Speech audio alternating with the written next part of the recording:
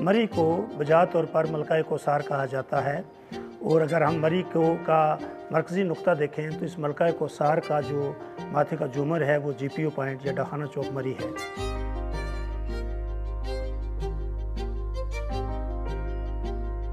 ये जगह जिस पर हम आज खड़े होकर ये बैठकर इंटरव्यू दे रहे हैं, ये जगह सबसे पहले सरकारी इमारत के तौर पर मरी में डेवलप हुई और तब से लेकर आज तक इसको 1.5 सदी के करीब होने को है। इस जगह की अहमियत और अफादियत कम नहीं हुई बल्कि हर आने वाले रोज़ के साथ बढ़ती रही है।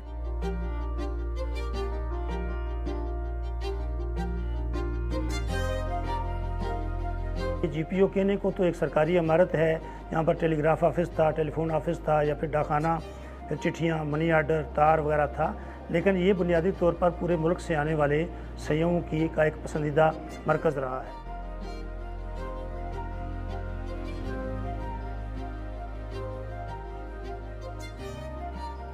जो तस्वीरें लगी हुई है ये वो पुराने GPOs है जो 1947 में जब पार्टीशंस हुई तो ये हमसे अलग हो गए थे। ये इंडिया के हिस्से में आ गए, ये इंडिया में चले गए।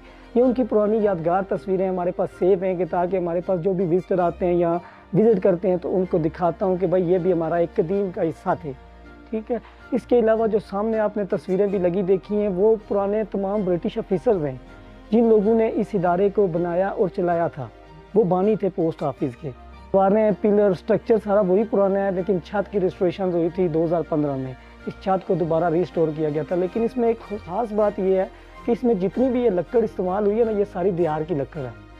ये 200 साल तक भी ख़राब नहीं होती और इसको दोबारा से तैयार भी जो है वो दिहार की लकड़ से ही किया गया है।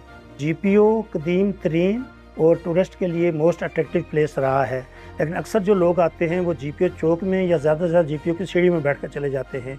उनके लिए नई और अच्छी बात यह है कि GPO की दूसरी मंजिल के ऊपर एक म्यूज़ियम है, तारीख़ी म्यूज़ियम, जिसमें इसकी तमाम न सिर्फ GPO की सारी तारीख़ बल्कि मरी की तारीख़ को भी महफूज कर दिया गया है। और ये जो म्यूज़ियम है ये अपनी साख्त में और अपनी तारीख़ी कदोकामत में पाकिस्तान के किसी भी दूसरे म्यूज़ियम में अहमियत में कम नहीं है। इसलिए टूरिस्टों को इसका विज़िट ज़रूर करना चाहिए ताकि वो मरी के माजी और हाल के बारे में बेहतर तौर पर जानकारी पा सकें।